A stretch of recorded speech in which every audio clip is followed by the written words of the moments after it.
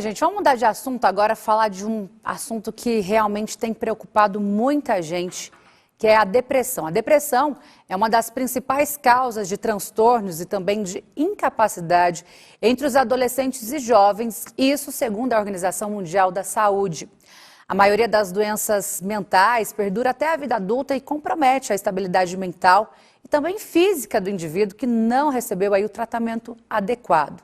Dentre as causas que afetam a saúde mental do jovem, podem destacar estresse, genética, nutrição e até exposição a perigos ambientais. Agora eu quero saber se você aí de casa sabe como tratar esses transtornos, como pedir ajuda e quando pedir ajuda, né? É sobre esse assunto que a gente conversa agora com a psicóloga Yardena Elou, que está aqui comigo. Boa tarde, seja muito bem-vindo, doutora. Boa tarde. Apesar de ser um tema muito puxado, eu agradeço estar aqui, viu, Danusa? Primeiramente, gostaria de agradecê-la por estar aqui, por estar falando desse assunto com a gente num momento tão difícil, principalmente para jovens, crianças, adolescentes e para os pais também responsáveis diante de ataques e ameaças que acontecem nas escolas. Mas falando da depressão, dessa ansiedade que acomete essa parcela mais jovem da população, realmente os números são preocupantes? São preocupantes. Eu acredito que a gente esteja vivendo ainda as sequelas da pandemia. As crianças, os adolescentes, né, que abrangeram, que pegaram mais dos 15 aos 24 anos, eles ficaram em reclusão. Deixaram de ir para a escola, é onde eles se sociabilizam, porque a primeira instância é a família, depois a escola. E, diante disso, a reclusão diminuiu a capacidade de sociabilização, deixou com que eles se deprimissem um pouco mais. Isso está relacionado, quando a gente fala... Nós, seres humanos, quando enfrentamos um problema desse tipo, a gente quer sempre causa e efeito, né? O que causa isso? Mas nós, seres humanos, dizendo sobre nós, nós somos biopsicossociais e espirituais. Então, tem uma gama de fatores que influenciam essa depressão.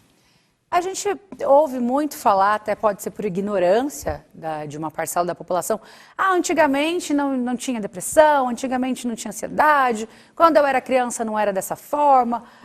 Por que existe essa ideia de que agora as crianças estão mais doentes? Estão realmente passando por um período de maior dificuldade ou não? Hoje em dia é mais fácil detectar uma criança que está deprimida, que está ansiosa, e antigamente não tinha tanto recurso para isso.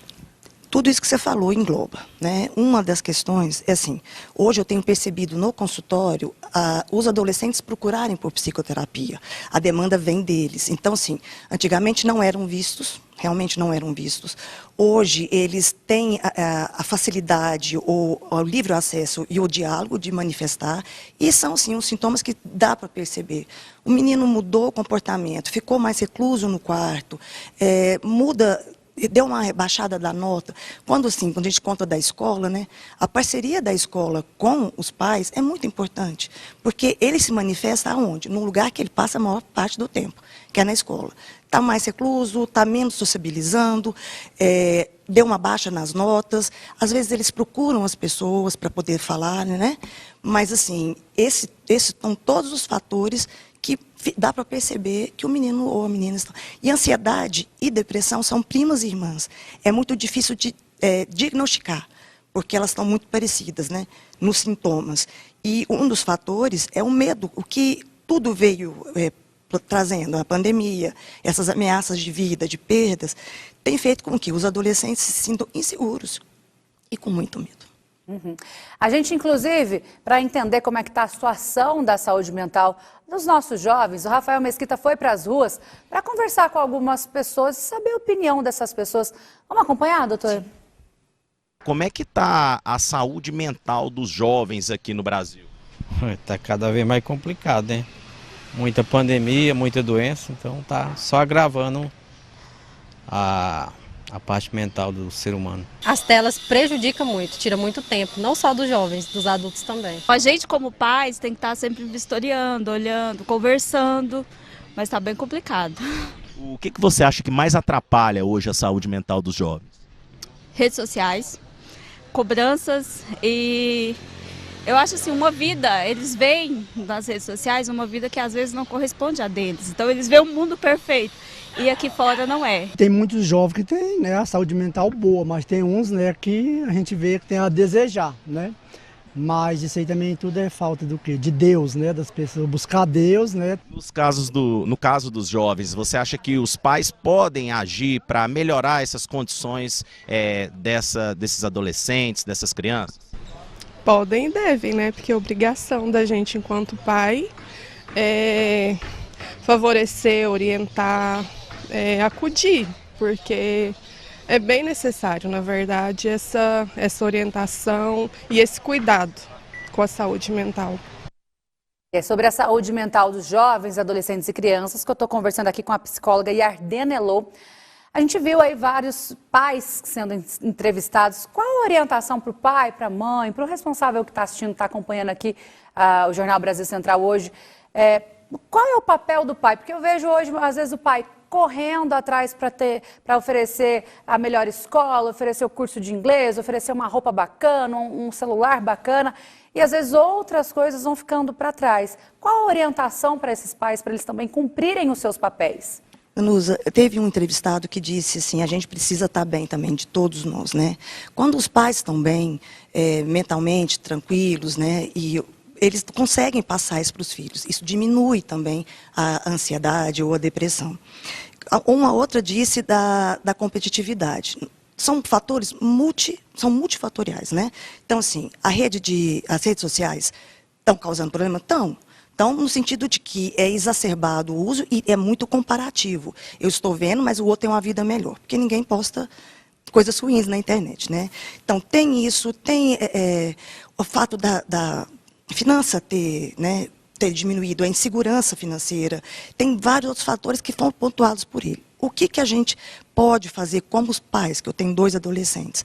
Ficar mais atento. Assim, é muito fácil falar, a gente precisa escutar, mas que escuta é essa, né? Então a gente vê muito, é uma escuta atentiva, é olhar no olho, é escutar, porque eles têm denunciado do que estão sentindo falta. E essa correria no país capitalista que a gente vive, com essas manchetes chocantes que têm amedrontado tudo, e todos, né? Então, assim, o que a gente pode fazer? A gente tem que ouvi-los, questioná-los e, principalmente, acolhê-los. Acolhê-los no sentido de saber que eles têm um porto seguro, que somos nós. A gente vê também essa questão de expectativas, né? Às vezes o pai tem aquela cobrança, aquela expectativa em cima do filho. A rede social hoje em dia também cobra da criança, do adolescente, essa questão de querer ser alguém rápido, querer ter dinheiro rápido. A gente vê jovens aí, igual essa semana mesmo aconteceu, da influencer Virgínia, que tem 23 anos, 22 anos, que deu um avião para o marido dela. Então as pessoas se comparam demais com essa expectativa, sendo que a vida real é diferente. Tem isso, tem a questão de comparar com esse mundo glamouroso, né? Mas assim, o que a gente tem percebido através dos estudos são que, na verdade, eles não têm perspectiva de futuro. Eles querem viver o hoje. Isso está muito relacionado ao capitalismo, ao consumo, né? A gente não tem mais paciência de esperar, de ter espera. Na verdade, é tudo para ontem. Mas o que a gente tem percebido é isso. Como está muito distante da realidade, do que a gente vive no dia a dia, essa busca está fazendo com que eles se frustrem e não saibam lidar com a frustração. Porque saúde mental, na verdade, Danusa, é quando a pessoa sabe lidar com a demanda do dia a dia e as exigências da vida. Só para a gente finalizar, nós vimos aí um recente ataque a uma creche lá em Santa Catarina, teve ataque também aqui em Goiás, em Santa Teresa, e vários outros ataques e ameaças em escolas que causou uma histeria coletiva, né? As pessoas realmente têm medo. Como lidar, os pais, como lidar com os filhos para esse momento de que tem que ir para a escola, tem que orientar o filho, ficar de olho no filho se ele pode ser um possível agressor, né? Qual a orientação? Tem essa questão, né? A gente olha como os nossos filhos fossem vítimas, mas eles podem ser, sim, um grande potencial a fazer isso. Acredito que houve uma uma exploração midiática em relação a tudo que está acontecendo. É chocante? Lógico, ninguém quer viver uma situação dessa, e muito menos eles. Gerou insegurança? Gerou. Dia 20 agora, por exemplo, meus filhos não foram à escola. Um não foi pelo pânico. E eu, como mãe, eu eu confortei ele, sabendo que aquilo que ele está dizendo é real e que ele estava inseguro. Mas houve agora a polícia entrou, né? Está tendo um resguardo, as escolas estão aproximando da gente, dá para dar uma respirada, mas isso é no dia a dia, a gente tem que prestar atenção neles, naquilo que eu disse, de ficarem reclusos, o que está acontecendo, ele sociabiliza, ele é excluído, ou ele exclui, e isso só acontece, por que acontece na escola, Danusa? É porque é onde ele passa a maior parte do tempo. Então, assim, choca porque são adolescentes, mas a violência está em todo quanto é lugar. Então, o que a gente pode fazer? Fazer uma parceria com as escolas. Acho que as escolas poderiam investir em psicólogos, são poucas as que têm disponíveis. Então, isso facilita a aproximação dos pais com as escolas e dos filhos com o pai. Fica mais acolhedor para todos. Tá certo. Conversei aqui com a psicóloga Yardena Elou. Muito obrigada pelas explicações. Boa tarde. Obrigada.